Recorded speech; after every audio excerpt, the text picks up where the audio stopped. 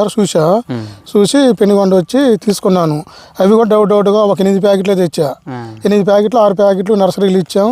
మంచిగానే వచ్చింది. తీసుకొచ్చే 6 ప్యాకెట్లే సెట్ అయిపోయినాయి ఎకరానికి. ఇక 2 ప్యాకెట్లు కూడా పోస్తే భూమి మీద రేయలేదు. ఇవే సెట్ అయినాయి, మంచిగానే బతికినాయి, బాగున్నాయి. ఇప్పుడు 65 రోజుల తోట మంచిగానే గుబ్బ లేదు, ముడత లేదు, విల్ట్ ప్రాబ్లం లేదు. ప్రస్తుతం అయితే బాగానే ఉందండి. వేసిన కాంచి గ్రోతింగ్ ఆగలేదు తోట.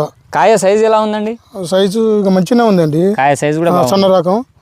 సార్ ఇప్పుడు బరువు వచ్చే అవకాశం ఉందా కాయ?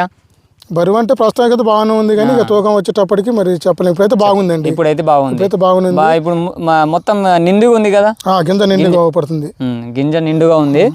సార్ ఇది కాయ సైజు పండుకాయలు కూడా 1-2 ఉన్నాయి. పండుకాయలు కూడా ఉన్నాయి. ఒకసారి తెంపి చూపిద్దాం.